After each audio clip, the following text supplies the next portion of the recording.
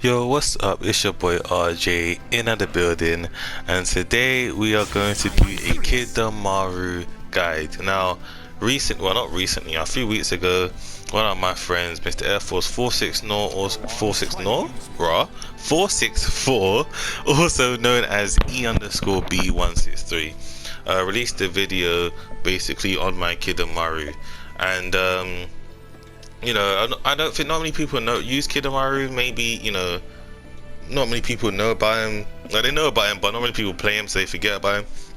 So I'm here to shed some light on Mr. Kidomaru here, him being one of my favorite characters to play. If you don't know me, I love to play square characters, every single square character. So if you want to see more square character guides, hit me up. I did do one on Mr. Air Force 464's channel with Mitsukagi with the no eyebrows, but if you want me to do all the square characters guys, just let me know and I will do so.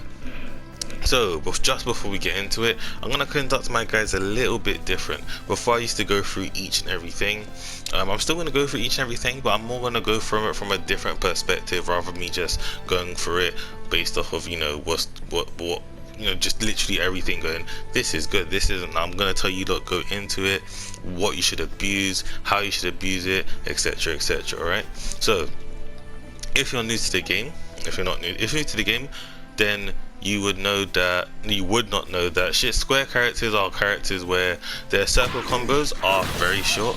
They don't have an up combo, neutral combo, or down combo. They just have one combo, which is this, right? That's usually how square characters work. Their up, neutral, and down combo come from their kunai, hence why they're called square characters, yeah? So these are all of his that's his down combo, then his up combo, then his neutral combo.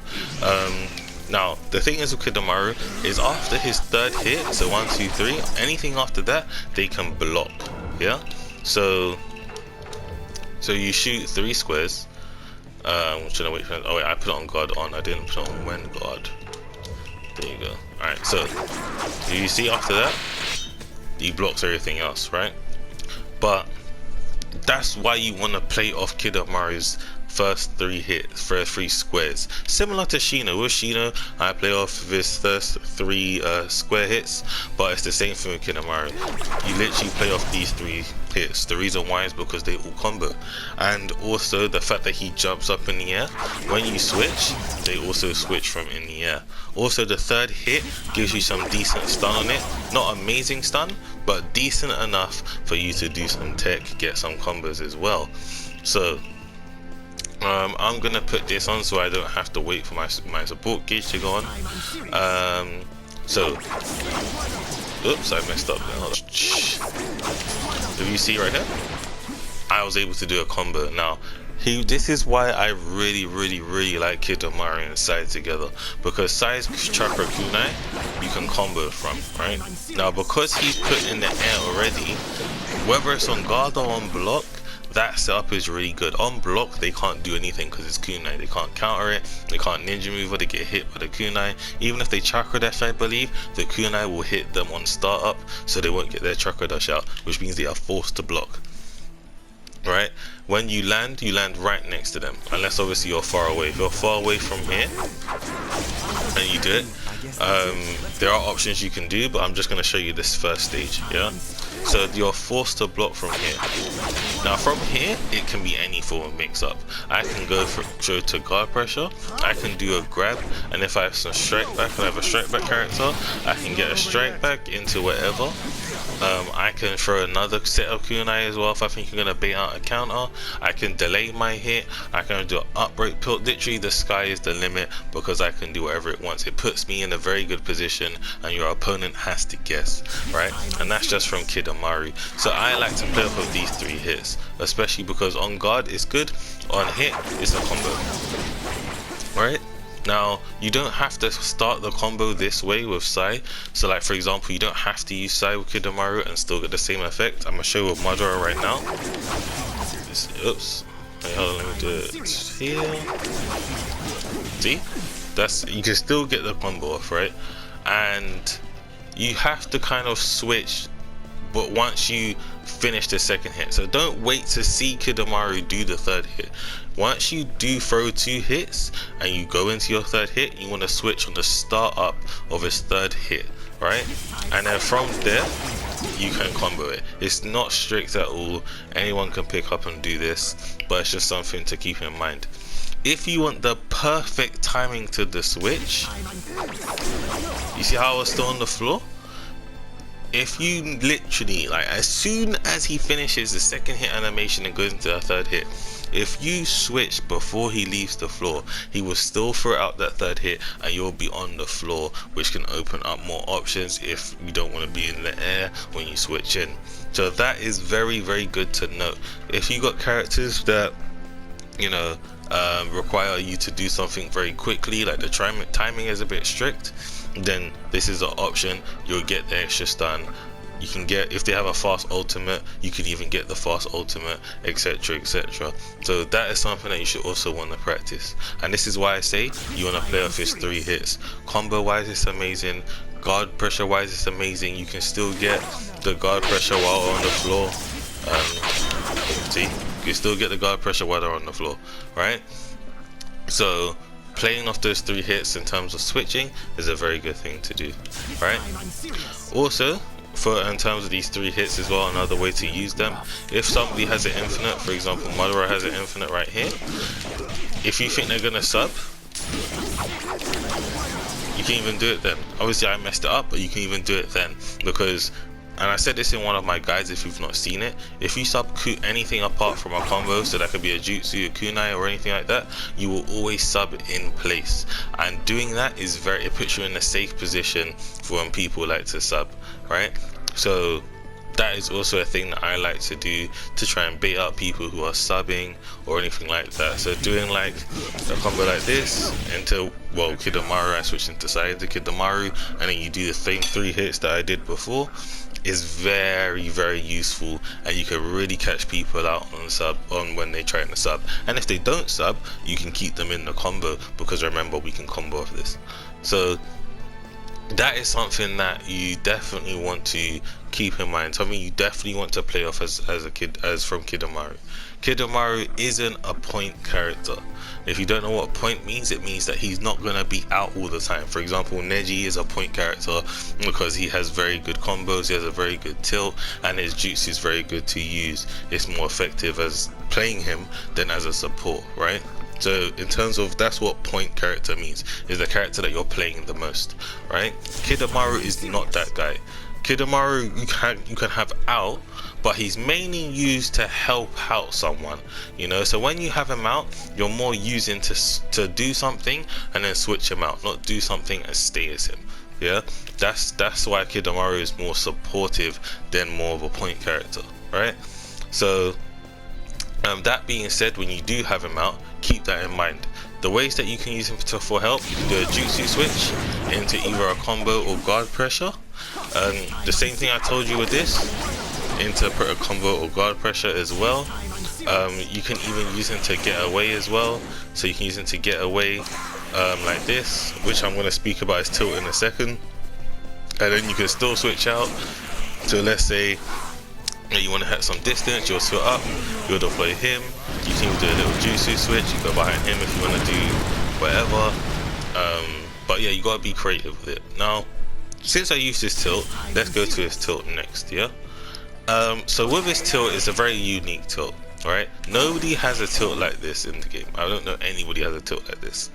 Now the thing is with this tilt, right, is when you move, so you see when he gets that second web and he moves, you are invincible for that period of time. It's a very small, well not very small, but fairly small. If someone dashes you at that point, they will bounce right off you, you will not get stunned, and you will swing away into safety. That is really good for like retreating, and maybe even good for getting in on someone, just because it's a whole different dynamic in being elevated than being on the floor, right?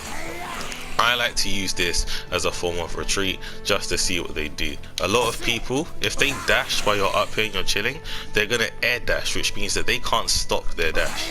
If you do this and they dash you, they're not going to be on the floor, their feet's going to be in the air, they can't stop their dash at all. So if you do have an air jutsu, like for example a Sasuke fireball or a pain jutsu, you can really bait them into running into that in the air.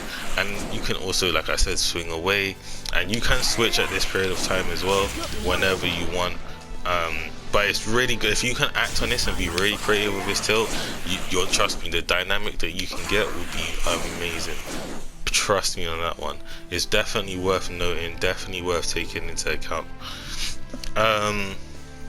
So yeah, his tilt, like I said, really good for running away, I would say. If you don't use it in any other way, use it to retreat. When you're in danger, or you got a health lead and you're playing health lead, use this tilt. You don't want to overuse it because you are vulnerable here, and you are vulnerable on the swing, just not on the startup. But use it wisely, basically is what I'm trying to say. Don't spam it. You can use it often, but don't use it too much, especially against a skilled player, because they will catch on and learn. Yeah. His grab isn't very good, so you don't want to grab much, and if you do grab, then you want to grab up close, like you don't really have much range on it. But depending on your team, you get some good wake up options, like last Naruto is a good wake up option, Killer B is a good wake up option, Chidori is a good wake up option, you know, because you're not that far from the opponent, you're pretty close, you move before they get up as well, which means you can do stuff. Right? If you have a jutsu that hits grounded as well, like for example Size hits grounded, you can deploy. His one's a bit too slow, yeah. But if you have someone who quick, like maybe like a Mei or like a War Toby or something, then it will hit grounded. So like you can definitely, you know, check that out. Now, one thing I'm gonna say now regarding his combos, because we spoke about playing for his third hit, right? You need to really, I'm stressing it so much. Play off of his first 3 hits. They're safe as well. If you want to sit as him, make sure you have a defensive kind of character. For example, if you want to sit as him, you can play Madara like this, do whatever, throw out the 3 hits again. Like, you know what I mean? There's stuff you can do to really force Kidomaru and make him stand out. Yeah. What was I gonna say? Yeah, but now we're gonna try and get into a square combo, circle combo. We're just gonna tie into a square combo, right? Now, his circle combo is mainly just for damage. You can't really do much. You can guard pressure with him, but you have to jump circle very quick. Like it's almost just frame, not just frame, but almost. But very quick where he hits the ground, he drops back down, and you can get like a little mix, because then they have to guess between, are you gonna carry on doing a circle combo or are you gonna do a square combo? Do you know what I mean? So you do have options in that way, but this way, if you do hit them, then you can force a square combo in 2 ways. You can either jump and throw a tag into a square combo like so, or you can jump dash into square combo. But if you do jump dash, you have to be very quick, because this second hit does not give you a lot of stun. You have to be very quick, and then you get the square combo. I'm just going to show you guys right now. There you go, and then you go into it. Alright, it's really good for if you want to, again, force those 3 hits. These 3 squares right here is the main thing about him. Like the main thing, you want to force those 3 squares as much as you can. And remember, he's not someone that you want to sit as, he's somebody that you want to use to set up your other characters. So he's not going to be your damage dealer, he's not going to be the main person out, he's not going to be the main person doing things. He's literally going to be in, he's going to do his thing, he's going to be out. If you're running away, he's going to be in, he's going to do his thing. If someone gets close, jutsu switch out, see what happens from here. But you don't ever want to sit as him, right? A good time to use it is, let's say again, you think someone's gonna suck. You can use it here, and then you can jump dash into the 3 hit square combos, right? But yeah, that's the way that you want to do it from here. Jump quickly, jump dash, go into square combo. All the square characters can do this, every single one. It's really useful on a lot of them, especially Shino, because all of his combos, and he has 2 infinites in his combos. So especially Shino you should be doing this with, but it works with Kidomaru almost just as good. Not as good, but almost just as good. Okay, so In terms of how to play him, that's how you want to go about it. In terms of team building, I would say that it's recommended you have a strike back. You don't need a strike back, but it is recommended you have a strike back. Maybe an air jutsu as well to complement his tilt. You're going to be in the air a lot with his tilt, so a jutsu that can cover you in the air if all else fails would be really good as well. Or at least a defensive jutsu, like for example Madara is on the floor, but I can still kind of play around it kind of. I would say somebody with a good stun for like an infinite, so you can get that support combo off as well, switch into him, do the dynamic, the third 3 hits as well. But yeah, definitely, and I would say, I mean, I like side with him the best just because of that combo from there. But somebody with good guard pressure will be pretty good with him as well. Someone who can help him in the neutral. You can do so many things with him, but he is a very hard character. All square combos, I would say, are characters. Sorry, I would say are hard characters. So you have to be really patient with Kidomaru. You have to take a lot of L's with Kidomaru or anyone you play, matter of fact. So keep that in mind as well. Anyways, that's about it really for terms of Kidomaru. If you do these things, then you will definitely get strong with him. But if you take nothing away from this, you want to play off his first 3 hits as much as possible. You want to you don't want to keep him out for long. He wants to be in. You want to set up your other characters for it to either get away or approach or guard pressure or combo. He's kind of like a setup. He sets it up for your main character to go in and do what the main character does, right? Those 2 is the main things to do with Kidomaru. If you can do those things well, then you will have a good Kidomaru on your team, and he will do his part. He isn't meta, like he's nowhere near as good as the top level characters, but like I said, if you have a good Kidomaru, he will definitely impact your team in my opinion. So that being said, I hope this guy helped.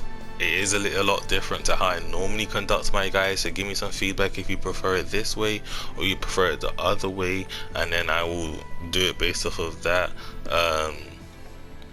But yeah, so I hope, like I said, again, repeating myself again, hope you enjoyed the video. Please remember to give this video a like, remember to subscribe as well. Road to 500 by the end of this year, and I will hit you up in the next video. Peace, sayonara, and adios.